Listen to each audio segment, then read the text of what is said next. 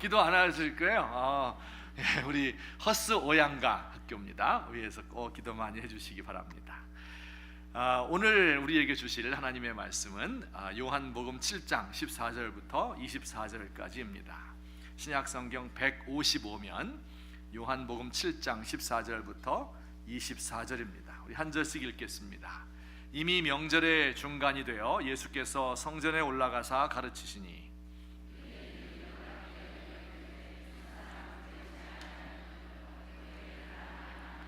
예수께서 대답하여 이르시되 내 교훈은 내 것이 아니요 나를 보내신 이의 것이니라.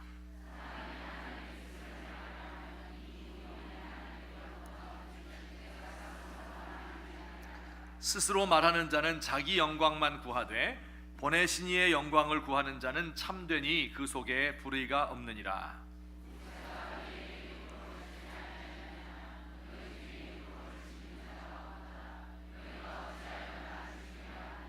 무리가 대답하되 당신은 귀신이 들렸도다. 누가 당신을 죽이려 하나이까?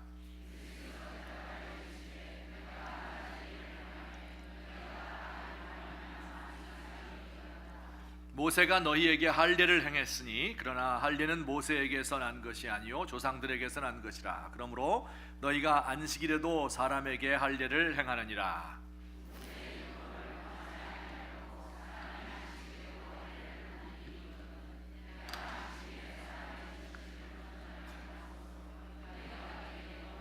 같이 봅니다.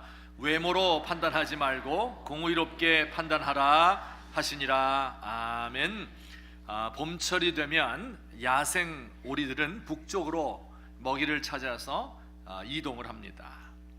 야생 오리 한 마리가 동료와 함께 북쪽으로 비행을 하다가 문득 아래를 내려다 보니까 농장이 있는데 거기 자기와 비슷하게 생긴 집 오리들이 먹이를 먹고 있었습니다. 그래서 이 야생 오리도 내려가서 집 오리들과 함께 옥수수를 먹고 물을 마셨습니다. 한 두어 시간 있다가 먹고 날아가려고 했는데 그 먹이가 맛이 있어요. 그래서 이걸 주워 먹다 보니까 며칠이 지나고 몇 주가 지나고 몇 달이 지납니다. 이 집 오리들도 야생 오리 한 마리를 환영해 주었기 때문에 그해 여름 동안 이 농장에 머물면서 시간을 보냈습니다. 가을이 되어서 이제는 또 야생 오리들이 다시 이동할 때가 되었죠. 이번에는 저 북쪽에서부터 남쪽으로 날아가고 있습니다. 농장에 머물던 이 야생 오리는 자기 동료들이 꽥꽥거리며 나는 소리를 들었습니다. 이제 그들과 함께 갈 때가 된 것이죠. 반가운 마음에 그는 땅을 박차고 힘차게 날개를 치고 날아오르려고 했어요. 그런데 그는 헛간 지붕 높이밖에 날 수가 없었습니다. 그동안 먹이를 많이 주워 먹고 나는 연습을 하지 않았기 때문입니다. 그래 그는 뒤뚱뒤뚱 헛간으로 돌아오면서 자기에게 말했습니다. 여기는 음식이 풍부하고 잠자리도 편해. 여기 있는 것도 나쁘진 않겠군. 그는 그 농장에서 그해 겨울을 지내었습니다. 다시 봄이 돌아왔고 야생 오리들이 줄을 지어서 북쪽으로 또 날아갑니다. 그들을 보니까 이번에도 그의 가슴 속에서 내가 날아가야 되겠다, 이 솟구쳐 오르고 싶은 기운을 느꼈어요. 그런데 이번에는 시도도 하지 않았습니다. 다음번 가을에도 어김없이 야생 오리들이 꽥꽥거리며 그를 초청했지만 이번에는 그들이 오는 줄도 몰랐습니다. 이 야생 오리의 가슴 속에 아무런 설렘도 없고 옥수수만 주워 먹고 있었다 하는 이야기입니다. 이 동화는 덴마크의 철학자인 키엘케고르, 이름은 들어보셨죠? 키엘케고르예요. 이분의 우화인 덴마크의 야생 오리라는 이야기입니다. 키엘케고르는 이 동화를 마치면서 이렇게 글로 썼습니다. 좀 유명한 구절이에요. 다 같이 읽어볼까요? 성경은 아니지만 시작.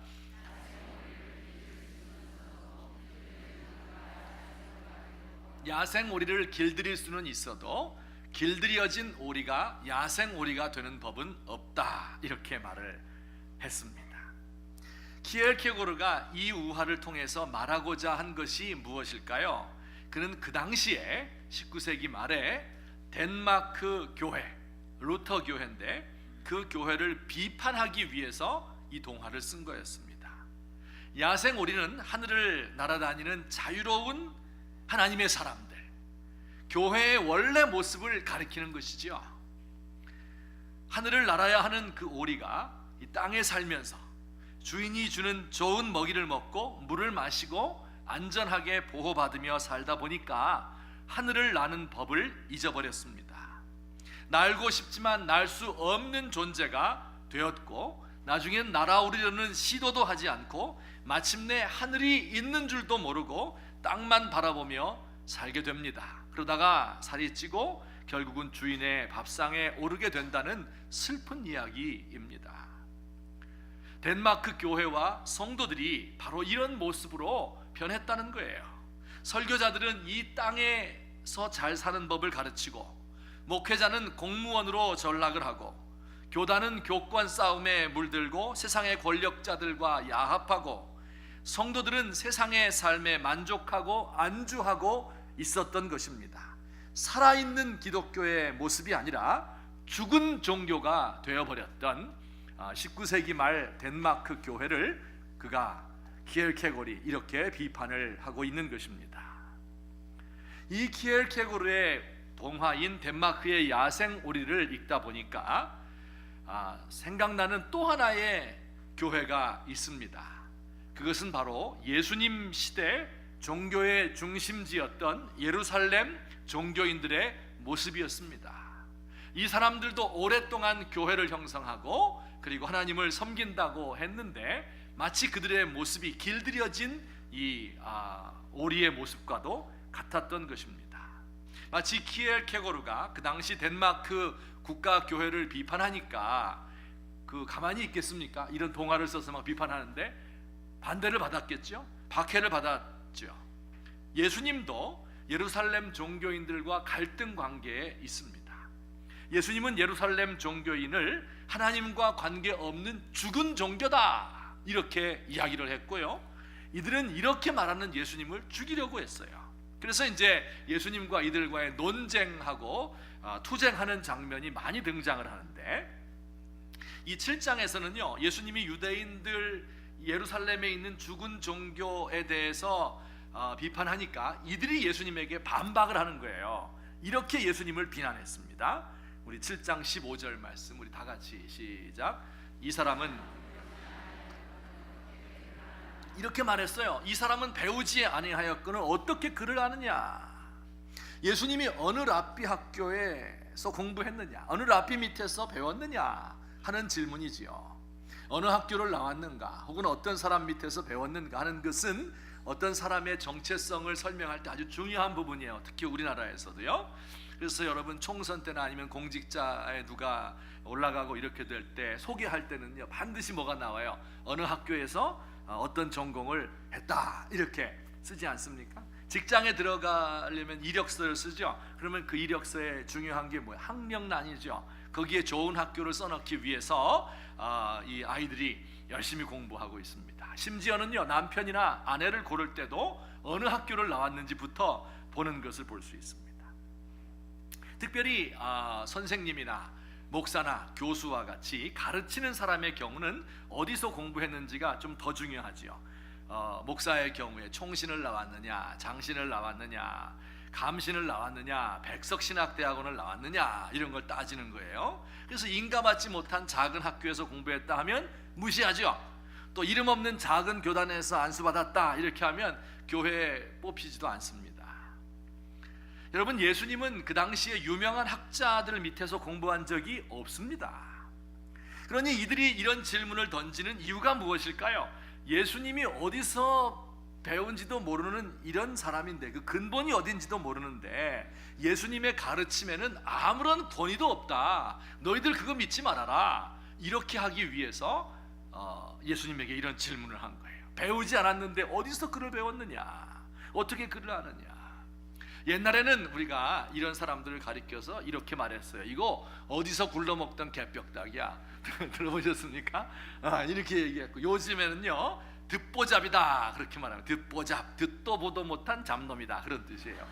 이들이 예수님을 이렇게 지금 평가하고 있는 겁니다. 여러분, 이 질문에 대한 예수님의 대답이 무엇일까요? 정말 놀라운 이야기를 하셨어요. 16절입니다. 우리 다 같이 16절 시작.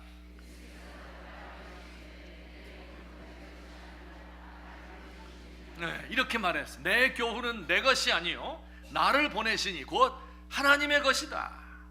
예수님의 출신과 학력을 묻는 이들에게 한 방 먹인 거예요. 너희는 이 땅에서 배운 것을 가지고 권위를 내세우는구나. 나의 권위는 하늘에 있다. 너희는 이 땅의 랍비 전통을 따지는데 나의 전통은 하나님으로부터 받은 거다.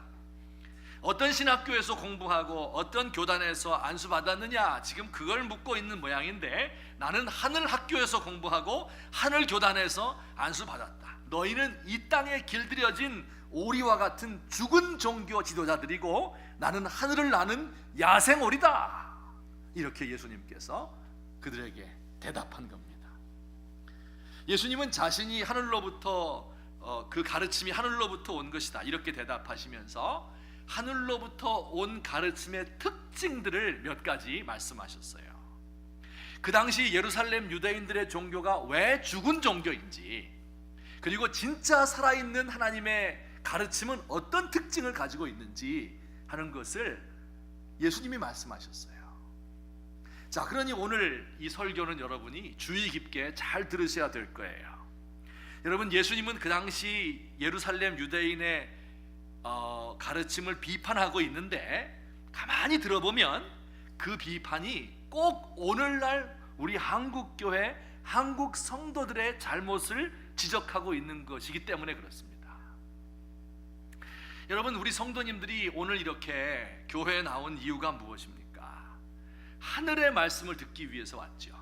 여러분이 이 땅에 잘 사는 법을 배우기 위해서 왔습니까? 그러면 이 번지수를 잘 못 찾은 거예요. 처세술 가르치는 데 가거나 자기 개발서를 읽거나 이렇게 해야 될 거예요. 오늘 교회에 나온 것은 하늘의 말씀을 듣기 위해서 온 것이지요. 그러니 제가 설교하는 것이 과연 하늘로부터 온 말씀인지 아니면 이 땅의 종교 집단에서 하는 이야기인지를 여러분이 평가할 수 있어야 됩니다. 여러분, 우리의 신앙생활이 야생오리와 같이 하늘을 날면서 하나님의 뜻을 알고 하나님의 기쁨을 맛보는 신앙인지, 아니면 길들여진 오리와 같이 땅만 바라보다가 살찌고 마귀의 밥상에 오르게 되는 것인지를 판단해 보아야 되는 것입니다. 그래서 오늘 설교가 중요한 거죠. 여러분, 과연 우리는 죽은 종교 집단에 속해 있습니까? 죽은 종교를 믿고 있는 것입니까? 아니면 하늘로부터 온 살아있는 말씀을 듣고 있는 것입니까? 하는 것을 점검해 보아야 합니다. 예수님께서 세 가지 이 예수님 가르침의 특징을 죽은 종교의 특징과 대조적으로 가르쳐 주셨습니다. 이것을 제가 좀 정리해 보았습니다. 우리 세 가지인데요. 우리 첫째, 다 같이 시작.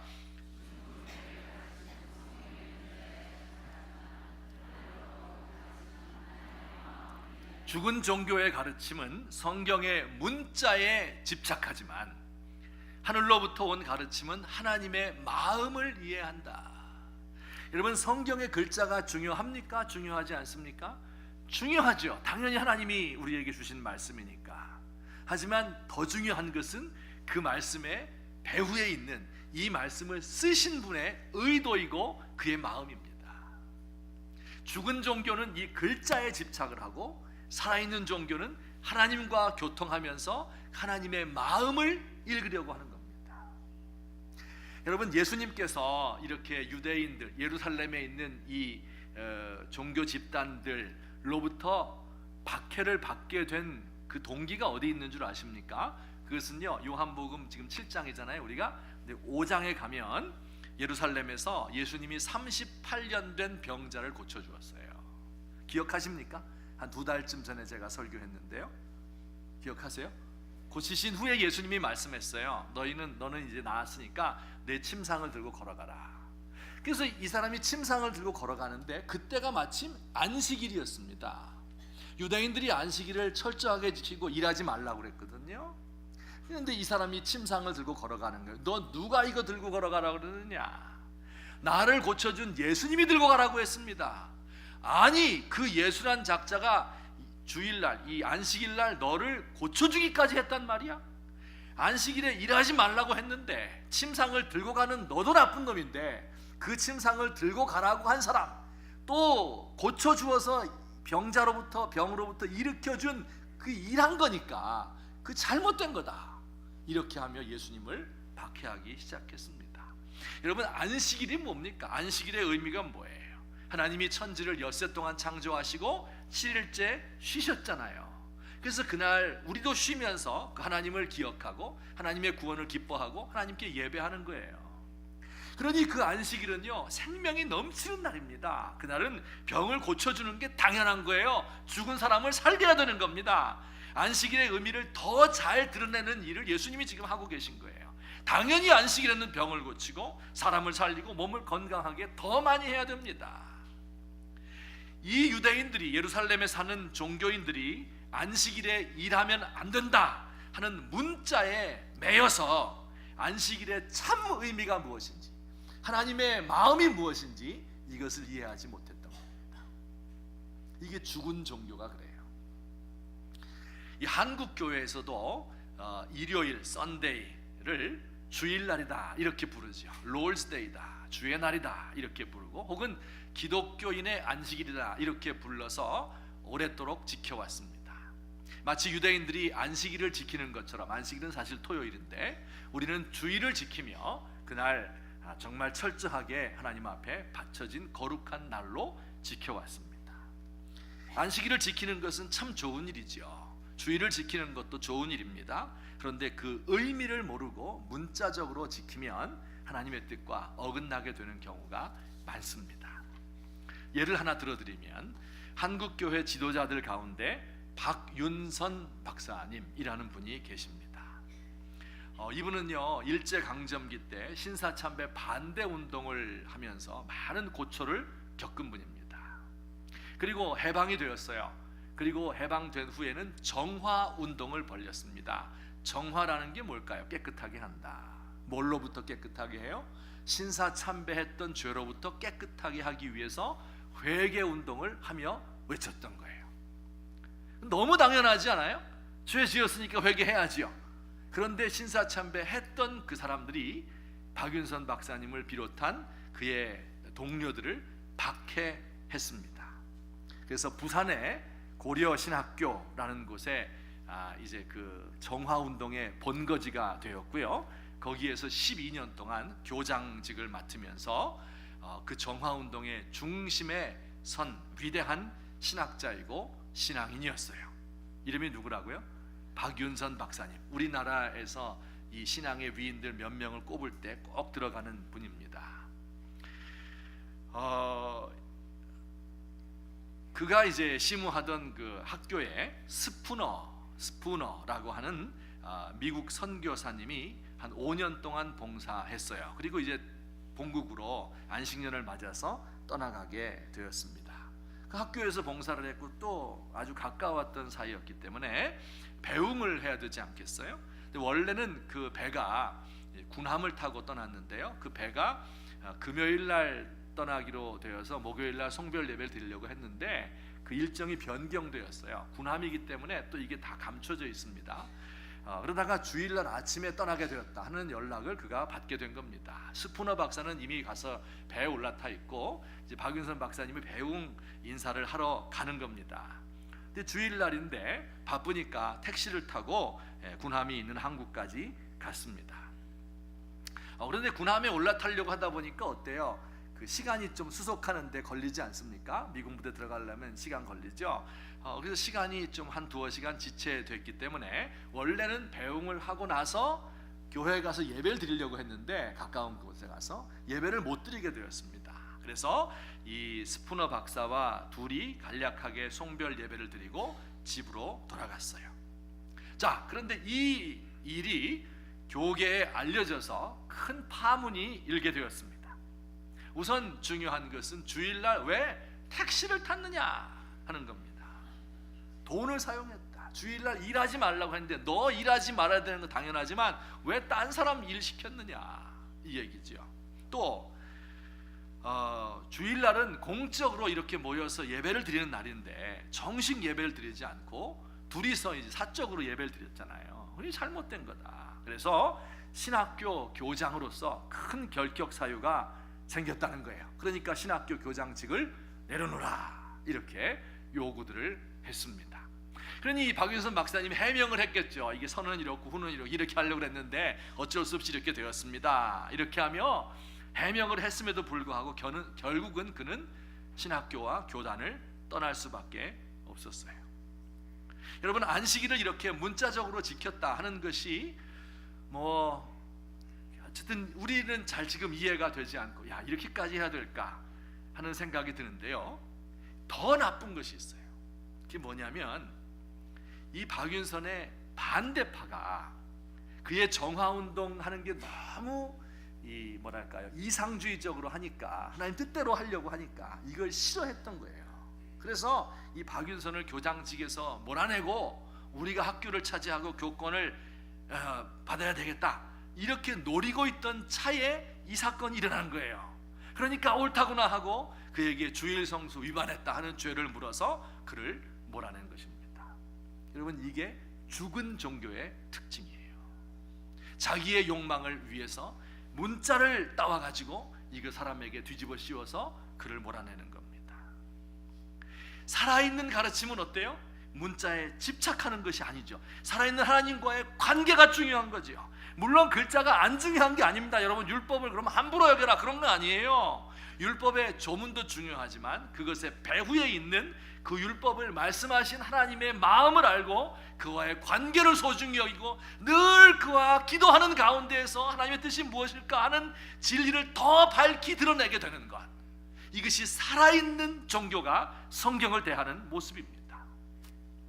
존 버년이라는 이제 이 영국의 작가가 있죠. 철로 역정, 기독교 문학의 금자탑입니다. 그 철로 역정의 주인공이 이제 크리스찬이에요. 그 이름이. 그가 여행을 하다가 어떤 방에 들어갔는데 조그만 방에 들어가 보니까 먼지가 막 한 자나 쌓여 있는 거예요. 잠시 후에 어떤 소년이, 남자아이가 들어오더니 빗자루로 이 먼지를 쓸었어요. 그러니까 그 먼지가 막 공중으로 다 날렸겠죠. 자욱했습니다. 그리고 좀 시간이 지나니까 이게 다시 바닥에 그대로 가라앉았습니다. 그래서 이 크리스찬이 물었어요. 안내하는 사람에게 이게 뭡니까? 이 소년이 누굽니까? 라고 물었더니 대답이 그 소년은 율법입니다, 이렇게 대답했다는 거예요. 잠시 후에 그 방에 먼지가 이렇게 쌓여 있었잖아요. 소녀가 등장을 하더니 물을 뿌리고 이것을 깨끗이 씻어 내었습니다.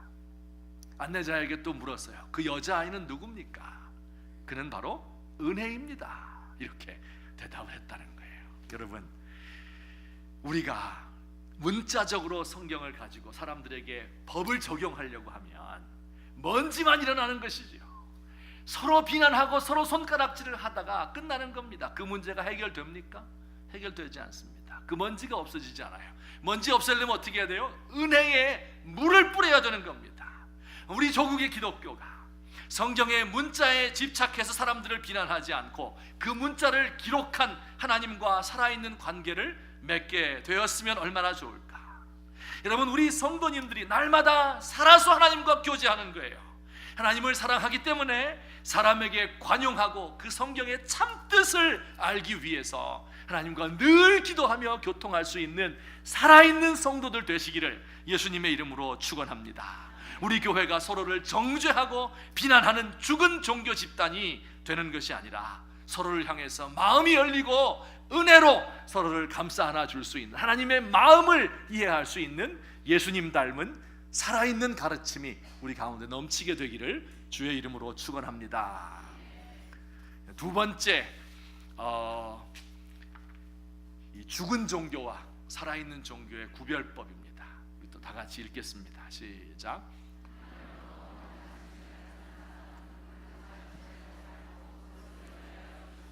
하늘로부터 온 가르침을 가진 사람은 어때요? 그 가르침대로 살고 이것을 위해서 죽을 수도 있어요. 그런데 이 땅에 있는 것을 바라고 사람들로부터 전통적으로 배운 이런 사람들은요, 그것을 그대로 살지 못합니다. 그리고 그것을 위해서 죽을 수는 더욱더 없습니다. 예수님이 이렇게 17절에서 말씀하셨어요. 사람이 하나님의 뜻을 행하려 하면 이 교훈이 하나님께로부터 왔는지 내가 스스로 말함인지 알리라.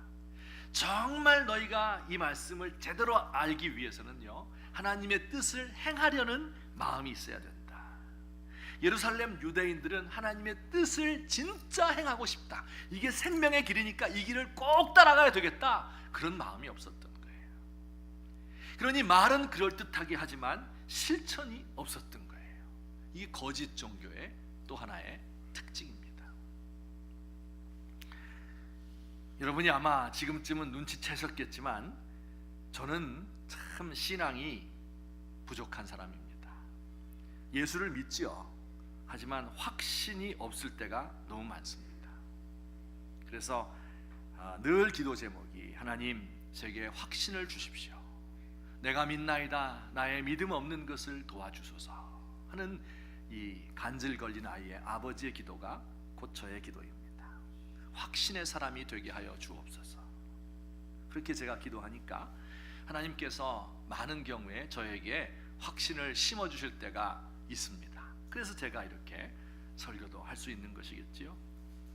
두 가지로 크게 나누어 볼 수 있는데요, 제가 확신을 갖는 경우가, 하나는 하나님을 믿고 의지하고 기도했더니 기도가 응답됐다 하는 간증을 들을 때예요. 성도들이 이런 간증이 있으면 좀 많이 들려주세요. 확신을 얻게. 간절히 기도했더니 이야, 불치의 병인데 기적적으로 병이 나았다, 이루어질 수 없는 일이 성취되었다, 귀신을 쫓아냈다 하는 이런 간증을 듣게 되면 제 마음에 확신이 생기고 하나님을 더 의지하게 되고 믿음이 강해지게 됩니다. 여러분들도 그렇죠? 여러분들은 확신 가운데 살고 있어요? 저만 믿음 없어요? 저 나만 쓰레기야? 여러분도 믿음 없을 때 많잖아요. 솔직히 당황이 되네 갑자기. 늘 믿어요? 근데 간증 들으면 내가 이렇게 기도했더니 하나님 나에게 응답 주셨습니다, 이렇게 하면 믿음이 커지죠? 맞아요. 그렇게 믿음이 커지는 거예요. 이게 첫 번째 방법이고요. 두 번째, 더 중요한 게 있어요.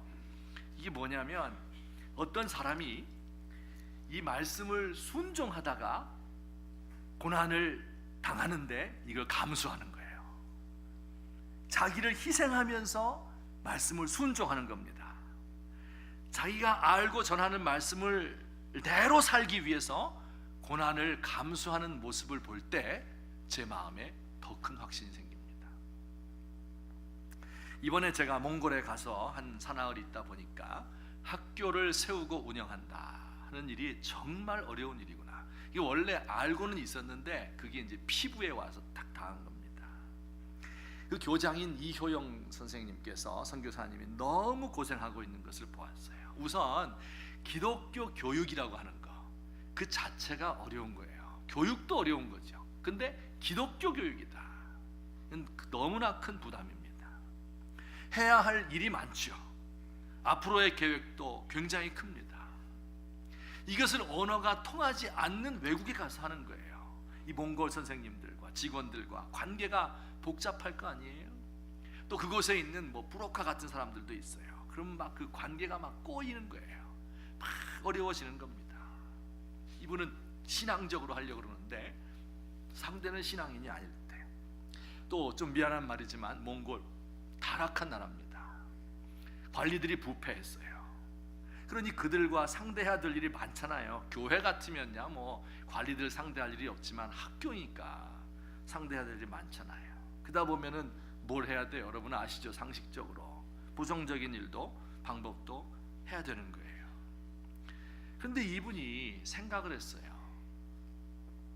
이 몽골이 이렇게 부패하고 타락을 했다, 기독교 교육이라고 하는 것은 여기서 아이들을 길러내어서 기독교적인 마인드를 가지고 하나님의 법을 지키는 정의로운 아이들을 길러내어서 몽골 사회를 변화시키는 것, 이것이 기독교 교육의 목적이다. 그런데 그렇게 하기 위해서는 뭐가 필요해요? 하드웨어가, 학교가 필요하잖아요. 그러니 그 학교를 하기 위해서는, 그런데 그 학교를 유지하기 위해서 부정한 방법을 써야 된다. 이게 용납이 안 되는 거예요. 그분에게 아주 고지식하죠. 그러니 할 수 있는 것은 기도밖에 없습니다. 우리 교회에서 돈을 많이 보내고 풍성하게 주는 것이 아니에요. 그러다 보니까 사는 게 아주 괴롭고 내핍 생활을 해야 됩니다. 여러분, 몽골의 겨울은요 영하 40도의 추위가 7, 8개월 계속되는 거예요. 근데 추위보다 더 심한 것이, 더 괴로운 것이 역청탄의 가스입니다. 이것이 겨울 내내 7, 8개월 동안 전 도시에 가득 차 있어서 공항에 내리면 벌써 가슴이 막히고 답답해서 견딜 수가 없어요. 정이 딱 떨어집니다. 그 몽골 가실 분들은 여름에 가셔야 돼요. 겨울 가면 안 돼요. 이 모든 것을 털어놓고 기도할 수 있는 기도의 동지가 없죠. 홀로 가 있으니까.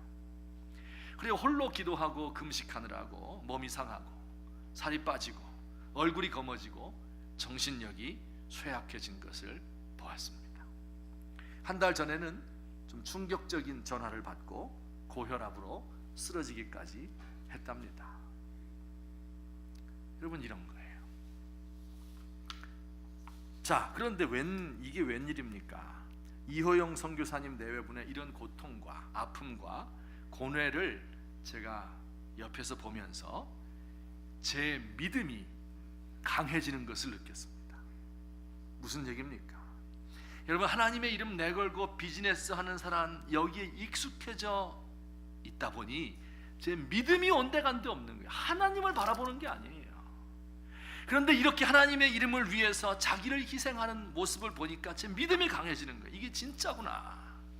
하나님의 이름을 위하는 척하면서 자신의 명성과 영예를 구하는 사람이 애들 둘러싸여 있다 보니까 제 믿음이 바닥으로 내려갔는데, 하나님의 명성을 위해서 자신의 몸을 축내는 사람, 그러면서 아무 내색도 하지 않는 이런 모습을 보면서 아, 이분이 진짜 하나님을 믿는 거구나. 말은 잘하는데 실제로는 복종하지 않는, 말만 많이 하는 사람들 사이에 둘러싸여 있으니 내가 믿음이 곤두박질 쳤는데, 하나님께 복종하며 좁은 길을 가는 사람이 실제로 있는 것을 보니까 제 믿음도 덩달아서 강해지는 것을 느꼈습니다. 여러분, 가르침이 너무 많고 말이 너무 많고 모든 게 합리적이고 잘 정돈이 되어 있으면 이 사람이 정말 하나님 앞에 헌신할 것 같습니까? 아닙니다. 버나드 쇼라고 하는 이 영국의 극작가가 이런 재미있는 말을 남겼어요. 할 수 있는 사람은 행하고 할 수 없는 사람은 가르친다. 할 수 있는 사람은 열심히 행하는 거예요. 그런데 할 수 없는 인간들이 가르치고 있다. 그런 얘기입니다. 여러분, 기본적으로 우리가 물려받은 기독교가, 개혁주의라고 하는 것이 지성주의적인 게 많아요. 우선 알아야 된다, 이게. 그러다 보니까 성경을 탐구하고 많은 것을 공부하고 신학 공부하고 해요. 좋은 겁니다. 나쁜 건 아니에요, 그 자체로서. 게다가 우리 한국은 이제 전통적으로 공부하는 걸 중요하게 여기는 유교 사회였습니다.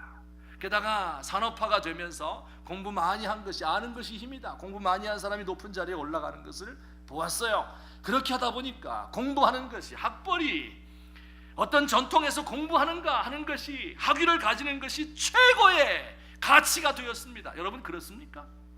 여러분, 그런 사람들에 대해서 성경이 이야기하는 거예요. 이거 잘못하면 가짜 종교, 거짓 종교가 되겠구나. 말만 많이 하고 그대로 살지도 않고 그것을 위해서 죽을 수 없는 이런 사람들, 거짓 종교입니다. 우리 예수님은 어땠어요? 하늘로부터 온 살아있는 종교, 하나님과 늘 교통하는 예수님은 그것을 위해서 사셨어요. 그것을 위해서 고난을 당하셨어요. 그것을 위해서 죽었습니다. 사도들이 어땠어요? 12명의 사도들, 예수님을 가장 가까이서 따르는 모든 사람들은 전부 순교를 당했습니다. 여러분, 기독교가 진리구나, 참된 종교구나 하는 가장 큰 증거가 뭡니까? 사도들이 자신이 믿는 바대로 살았고 그것을 위해서 순교당했다 하는 데 있습니다. 아시시의 성 프란치스코라는 사람이 이런 이야기를 해서 저희 복음 전하는 자기의 제자들을 향해서 항상 복음을 전파하되 필요하면 말을 사용하라. 무슨 뜻이에요? 전도는 원래 말로 하는 게 아니다. 이 하나님의 말씀을 가슴에 품고 있으면 그대로 살아가는 것이고 그대로 희생하고 실천하는 것인데, 그러다가 죽는 것인데 누가 왜 그러냐고 물어보면 그때 가서 말해주어라, 그런 뜻이죠. 말로 전도해서 말로 끌어모아서 이걸로 사람을 변화시키려고 하지 말아라. 이게 성경의 가르침인데 오늘날 우리가 이렇게 한번 살아보았으면 얼마나 좋을까. 좀 몰라도, 좀 무식해도, 좀 합리적이지 않아도 정말 하나님의 뜻대로 한번 살아보고자 하는 이 간절한 마음, 이것이 살아있는 하나님의 가르침을 받은 사람들의 모습입니다. 우리 사랑하는 귀한 성도님들이 이런 살아있는 하나님의 가르침을 마음에 품게 되기를 예수님의 이름으로 축원합니다. 우리 시간이 다 지났는데요. 한 가지 간단하게 제목만 말씀드리고 맺겠습니다. 셋째, 또 있어요. 셋째가 우리 다 같이 시작.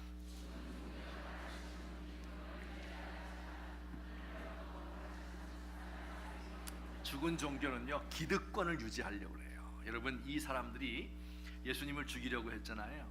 그 자기 부하들, 하속들을 보냈어요. 아래 것들을 보냈습니다.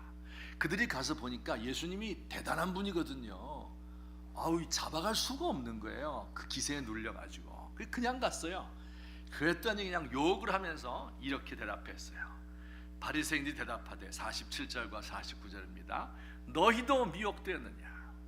율법을 알지 못하는 이 무리들, 이 아래 것들, 이 못 배우고 무식한 것들, 너희는 저주를 받은 자다. 이렇게 하며 그들을 야단쳤습니다. 이 모습을 보고 있던 니고데모라는 사람, 3장에 나오는 주인공인데, 니고데모가 예수님을 좀 옹호하는 이야기를 했어요. 그랬더니 또 이 니고데모에게 쏘아붙입니다. 52절 말씀. 그들이 대답하여 이르되 너도 갈릴리에서 왔느냐? 생각해봐라. 갈릴리에서는 선지자가 나지 못하느니라. 이건 무슨 얘기입니까? 여러분, 이방인을 무시하고 갈릴리 사람들을 무시하는 거죠. 가난하고 못 배운 사람, 안식일에도 일해야 되기 때문에 안식일 지킬 수 없는 사람들을 비난하는 거예요. 저주를 받은 자다. 자기들은 성전을 중심으로 한 기득권을 가지고 있는 거예요. 이걸 유지하려고 하는 거죠. 그리고 그렇지 못한 사람들을 비난합니다. 여러분, 이들의 마음속에 이 죽어가는 백성들에 대한 불쌍히 여기는 마음이 조금도 없었어요. 자기를 유지하기 위한 특권의식, 끼리끼리 우리끼리 한다, 이런 의식으로 가득 차 있었던 것을 봅니다. 사투리 쓰는 지방 사람은 안 되고, 손에 기름때 묻은 블루칼라는 안 되고, 비정규직이 안 되고, 직업 없는 사람 안 되고, 실용불량자 우리 교회 오면 안 되고, 술 담배 하는 사람 안 되고, 주일날 지키지 못하는 사람 오면 안 되고, 이데올로기가 다른 사람 오면 안 되고, 이런 거 빼고 저런 거 빼고 도대체 누가 남습니까? 우리끼리만 오롯이 모여서 믿고 천당 가자, 그 자체를 우리 예수님은 죽은 종교라고 이야기하는 겁니다. 그렇지 못한 사람들, 연약한 사람들, 소외된 사람들, 이 땅에서 죽어가는 사람들을 위해서, 그 한 생명을 건지기 위해서 내가 그들로 뛰어들어가는 예수님의 이 모습, 그 한 사람을 위해서 내 배가 끊어지도록 하나님 앞에 기도하고 눈물로 간구하는 것, 보이지 않는 거예요. 여러분, 그것이 무슨 살아있는 것인가 생각할지 모르겠죠. 살아있는 건 웅장하고 거창하고 막 많이 모이는 거, 그런 줄 아시죠? 천만의 말씀이에요. 그게 죽은 종교의 특징이에요. 살아있는 종교는 그 한 사람의 생명을 구하기 위해서 자기를 내어 던지는 이런 모습이 되는 것입니다. 우리 이와 같은 성도님들 되시기를 우리 주님의 이름으로 축원합니다. 우리 성도들이 문자에 집착하지 않고 하나님의 은혜의 강물 속에 뛰어들어서 이론만 넘치는 것이 아니라 한 가지라도 배웠으면 그대로 살아가시고, 우리끼리 특권의식을 가지고 즐기는 것이 아니라 끼지 못하는 사람의 생명을 살릴 수 있으면 좋겠습니다. 여러분이 기도해 주실 때는 우리 백석대학교, 대학원이, 우리 신학교가 이런 학교가 돼야 되는 거예요. 이 죽은 종교 집단의 일꾼들을 키워내는 게 아닙니다. 그거 아니에요. 살아계신 하나님과 늘 교통하고 자기 것을 내어놓고 하나님을 전할 수 있는 이런 사람을 키워야 돼요. 우리 백석 총회가 참 좋습니다. 왜냐하면 이 기득권을 수호하는 것은요, 기득권이 있어야 수호하는 건데 우린 기득권이 없어요. 후발주자고 큰 교회도 없고 뭐 없어요. 그러니까 할 수 있는 거라곤 뛰어들어가서 전도하고 생명을 살리는 길밖에 없습니다. 여러분이 이 일을 위해서 기도해 주시고, 우리 교회가 우리끼리 모여서 잔치하고 파티하는 그런 교회가 아니라 세상을 향해서 뛰어들고 나아갈 수 있는, 우리의 모든 것을 던질 수 있는 진짜 교회가 될 수 있도록 살아있는 하나님의 공동체가 되기를 위해서 늘 기도해 주시기를 부탁드립니다. 같이 기도하겠습니다. 오늘 들은 말씀을 생각하며 나 자신을 생각하고 우리 조국의 기독교를 생각하며 야생성을 다 잃어버린 채 길들여져서 모위만 주워 먹고 있는 편안한 것만 추구하고 있는 우리가 아닌가 돌이켜보며 하나님 앞에 용서를 구하시고 우리 교회를 위해서, 학원을 위해서, 우리 총회를 위해서 또 함께 기도드리겠습니다. 사랑과 자비가 많으신 우리 하나님 아버지, 은혜를 감사드립니다. 아버지여, 참으로 이 땅에 우리 주님을 향한 믿음이 어디에 있습니까? 말세에 내가 믿음을 보겠느냐 탄식하십니다. 아버지, 믿음 있는 사람을 볼 수가 없습니다. 아버지, 믿음 있는 사람을 볼 수가 없습니다. 아버지여, 불쌍히 여겨 주옵소서. 아버지, 도와주옵소서. 하나님 아버지, 주께서 성령으로 우리 가운데 함께해 주셔서 아버지, 우리가 하나님 앞에 올바로 설 수 있도록 하옵소서. 아버지, 주님께서 맡기신 이 사명 감당할 수 있는 우리 교회가 되게 해 주옵소서. 이 부족한 종의 모든 더러운 것들과 악한 것들을 주님이 다 씻어내어 주옵시고, 아버지 힘있게 하늘을 향해 솟구쳐 올라가는 독수리와 같은 믿음을 가질 수 있도록 하여 주옵소서. 아버지, 우리 주님의 높은 곳을 다니는 주님과 함께 교제하는 노루와 같은 이 신앙을 우리에게 허락하여 주시옵소서. 하나님을 기뻐하고 찬미하며 나아갈 수 있도록 주여 진정한 신앙을 가질 수 있도록 가짜 종교가 되지 않도록 하나님 우리를 사용하여 주시옵소서. 우리 사랑하는 아버지, 모든 신학생들 가운데 함께 하시고 아버지, 우리 백석학원 가운데 함께 우리 총회를 도와주셔서 하나님 아버지, 모든 일들을 주 앞에 바로 감당해 드릴 수 있도록 주여 우리를 도우시고 인도해 주시옵소서. 아버지 하나님, 주의 성령께서 우리와 함께 해 주옵소서. 아버지, 우리 성도들 한 사람 한 사람을 도와주옵시고 아버지여, 이 땅에 길들여진 사람이 아니라 하나님 하늘을 창공을 향해 날아갈 수 있는 야생의 삶을 살아갈 수 있도록 하나님 도와주시옵소서. 하나님 아버지여, 이 땅에 모이만 주워 먹고 평안만 추구하는 저희가 되지 않도록 하나님 도와주시옵소서. 감사합니다. 예수님의 이름으로 기도합니다. 사랑의 하나님 아버지, 고맙습니다. 우리 주님께서 우리에게 일러주신 참된 하늘로부터 온 가르침에 대해서 우리가 들었사오니 오 주여, 우리가 하나님의 마음이 어떠한지 날마다 그와 교통하기 때문에 분명히 알 수 있도록 하옵시고, 또한 문자에 집착하는 것이 아니라 사람들을 정죄하고 판단하는 데 사용하는 것이 아니라 은혜로 포용하며 감싸 안을 수 있도록 하옵소서. 죽어가는 생명들을 구하는 일에 우리의 삶을 바칠 수 있도록 하시고, 특권의식에 젖어서 기득권을 수호하는 어리석은 일에 동참하지 않도록 하나님 도와주옵소서. 이 땅에 모이만 주워 먹고 평안하게 살다가 주인의 밥상에 오르는 신세가 되지 않도록 야생 오리가 되어서 저 창공을 날아다니며, 그리고 야생 노루가 되어서 높은 고원지대를 다니며 하나님을 찬미하고 그와 함께 살아갈 수 있는 진정한 하나님의 사람들 되도록 주여 우리의 삶을 이끌어 주옵소서. 예수님의 이름으로 기도하옵나이다. 아멘.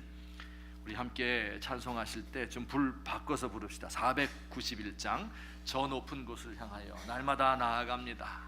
우리 함께 부르겠습니다. 491장입니다. 내 주여 내 맘 붙드사 그곳에 있게 하소서. 그곳은 빛과 사랑이 언제나 넘치옵니다. 우리 힘있게 부르십시다.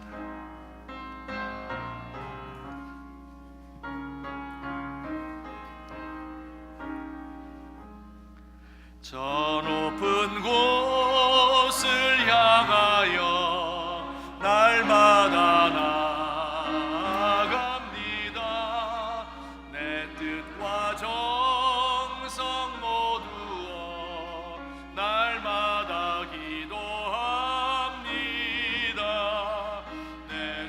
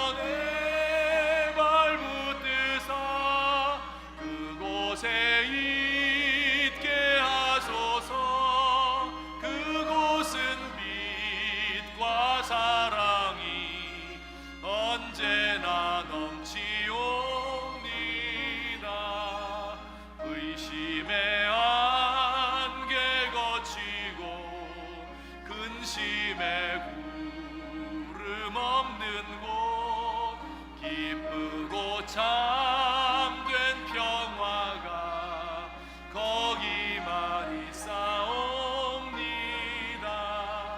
내 주여 내 맘 붙드사 그곳에 있게 하소서.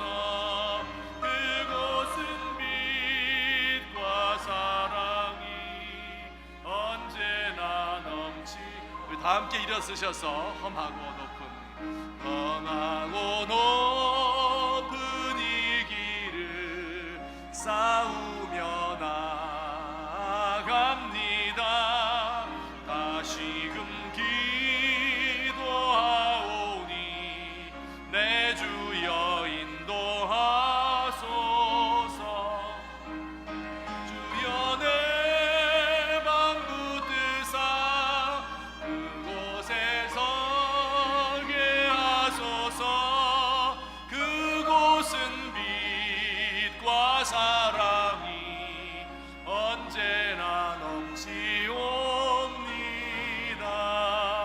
내 주를 따라 올라가 저 높은 곳에 우뚝 서 영원한 복락 누리며 즐거운 노래 부르리.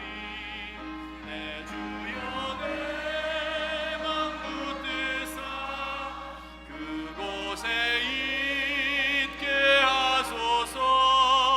그곳은 빛과 사랑이 언제나 넘치옵니다.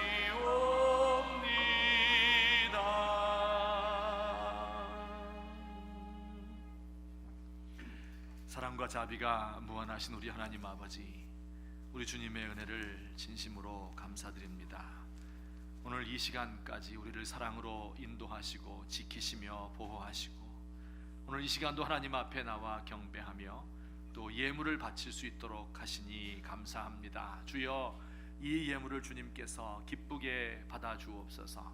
우리 성도들의 그 모든 하는 일과 사업과 직장과 가정과 자녀들에게 한량없는 은혜와 복을 쌓을 곳이 없도록 공급하여 주시옵소서. 하나님, 우리들 가운데 손이 비어서 드리지 못하는 종들 큰 믿음을 주시고 더 많은 물질을 허락해 주셔서 하나님의 일에 마음껏 사용할 수 있도록 우리 주님 역사하여 주옵소서. 하나님, 오늘 이 시간도 육신의 질병으로 고통을 당하는 사랑하는 성도님들, 또 마음이 괴롭고 정신적으로 아픔이 있고 또 가족들 간의 관계 때문에 자녀들의 문제로 인하여서 사업의 실패와 직장이 없어서 결혼의 문제, 자녀의 문제, 자녀 갖기를 위하여서 기도하는 종들이 있습니다. 우리 하나님께서 그 모든 기도의 소원을 응답하시고 우리 하나님과 교통하며 교제하며 끊임없는 간증이 흘러나올 수 있도록 주여 도와주시옵소서.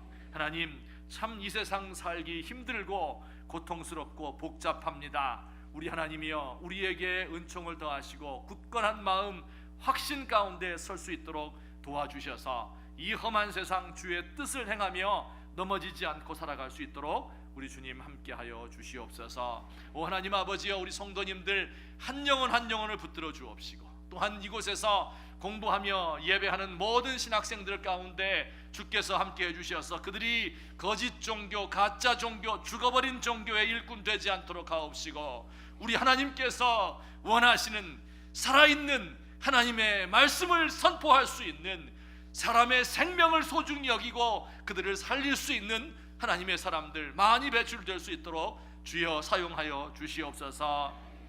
이제는 우리 주 예수 그리스도의 은혜와 하나님 아버지의 사랑과 성령님의 교통하심이 오늘 이 시간도 주님 앞에 경배 찬양하며 주께서 원하시는 삶이 무엇인지, 참된 살아있는 가르침이 어떤 특징을 가지고 있는지 우리 마음속에 생각하고 행하기로 마음에 다짐하는 주의 사랑하는 백성들 머리 위에 이제부터 영원토록 함께 계실지어다. 아멘.